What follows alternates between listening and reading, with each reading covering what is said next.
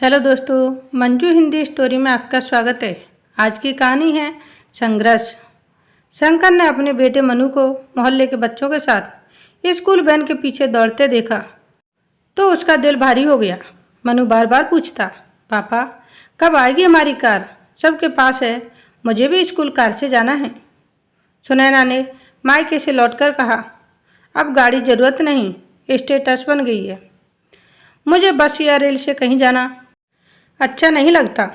शंकर अपने वेतन और बढ़ती महंगाई को जानता था, फिर भी बेटे की उम्मीद और पत्नी की अनकही बातें उसे मजबूर कर गई। कर्ज लेकर एक चमचमाती कार घर आई, खुशी के साथ भारी आर्थिक बोझ भी। शुरू में सब ठीक चला, लेकिन किस्तों का बोझ बढ़ता गया। सपनों का वो बोझ और उधार के सुख के दिखावे ने पारिवारिक कलेश को जन्म दिया। आखिर एक दिन शंकर की नौकरी भी चली गई, जैसे किसी ने उसकी पहचान ही छीन ली हो। वो अब सिर्फ बेरोजगार नहीं था, बल्कि एक टूटी हुई आत्मा था जो हर सुबह स्कूटर स्टार्ट जरूर करता, लेकिन दिन मंदिर की सीढ़ियों पर बैठकर काटता। उम्मीदों के मलबे पर शंकर जब नौकरी खो बैठा तो सिर्फ रोजगार नहीं, आत्मसम्मान भी उससे दूर होने लगा। घर में तनाव धीरे धीरे घुलने लगा। जब परिवार पर मुसीबत आती है तो कई बार आपसी विश्वास भी डोलने लगता है और तब शुरू होता है सवालों का दौर, लांछनों की आंधी और चुप्पियों की दरार। एक दिन पिताजी बोले, बेटा घर में सिर्फ किराए की चीज़ें नहीं, किराए की उम्मीद भी आ गई हैं। रिश्तों में अभी स्थायी भरोसे की ज़रूरत है। उधर सुनैना का व्यवहार भी बदल गया था। वो ताना मारती, चुप्पी साध लेती या छोटी बात पर झल्ला उठती। शंकर को कभी कभी लगता, क्या सिर्फ मेरी ही गलती थी? कार की जिद तो सुनैना की भी थी, पर वो समझता था ये सिर्फ लांछन नहीं है, ये असुरक्षा की आवाज़ें हैं। जब भविष्य धुंधला हो जाता है तो मन सबसे पहले अपनों पर शक करता है। वो बस इतना बोला, सुनैना मैं हार नहीं मानूंगा, लेकिन इस बार साथ चाहिए, उलाहना नहीं। किस्त उसका चैन छीन रही थी। उधार का सुख वह मिठास होती है जो सिर्फ पहली बार महसूस होती है। जब चमचमाती चीज़ घर आती है, सबकी आंखें चमक उठती हैं। एक अनकहा दर्द, हर महीने बढ़ती किस्त, टूटते सपने और उन रातों की खामोशी जिसमें उम्मीदें थर थर काँपती हैं।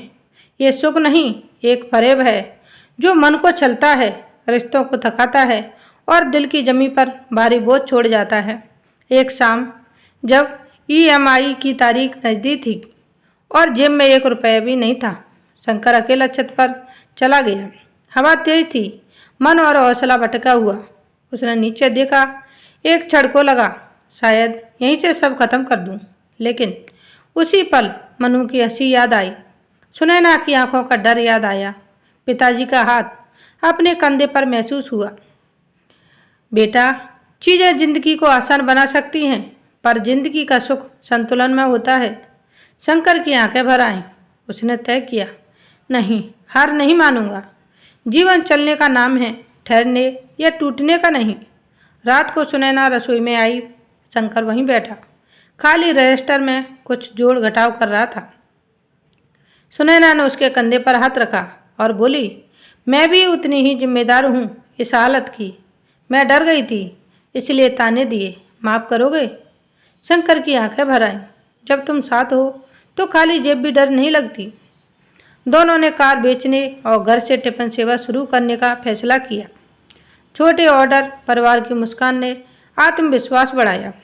शंकर फिर से नौकरी की तलाश में जुट गया। कुछ हफ्तों बाद एक पुराने सहकर्मी ने नौकरी का प्रस्ताव दिया। शंकर ने खुश होकर कहा, हम वापस चल पड़े हैं, इस बार नई ताकत के साथ। मनु ने कहा, पापा अब गाड़ी नहीं चाहिए, आपकी खुशी ही हमारे लिए काफ़ी है। सुनैना मुस्कुराई, सपने सच नहीं हुए, पर हमने जिंदगी की असली खुशी पाली है। लाख संघर्ष और उम्मीद।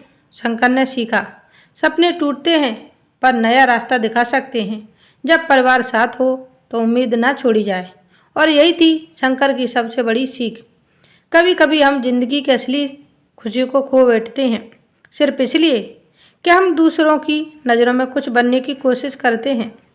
पर शंकर और सुनैना ने उस भ्रम को तोड़ दिया। उन्होंने जाना कि खुशियाँ खरीदी नहीं जाती, वो साथ में कमाई जाती हैं। एक दूसरे की आंखों में समझ, थके कंधे पर रखा स्नेहिल हाथ और बच्चों की मुस्कान, यही है असली समृद्धि। गाड़ी तो गई पर रिश्ते बच गए, सपने टूटे, लेकिन उम्मीद का सूरज फिर उगा। और जब मन का बोझ हल्का हुआ तब जिंदगी फिर से मुस्कराई, क्योंकि असली स्टेटस कार उधार की किस्तों या ब्रांड नहीं होता, बल्कि वो होता है जब मुश्किलों में भी परिवार साथ खड़ा रहे, बिना तानों के, बिना शर्तों के। सुख वह नहीं जो दिखता है, सुख वह है जो जिया जाता है अपनों के साथ, स्नेह में, सच्चे अपनत्व में। यही है सच्चा स्नेह, सुख। आज की कहानी यहीं समाप्त होती है। मिलते हैं नई स्टोरी वीडियो के साथ। आप सभी को मेरी हिंदी कहानी अच्छी लगती हैं तो लाइक, शेयर और सब्सक्राइब जरूर करें और कमेंट करके बताएं कि मेरी हिंदी कहानी आप सभी को कैसी लगती हैं।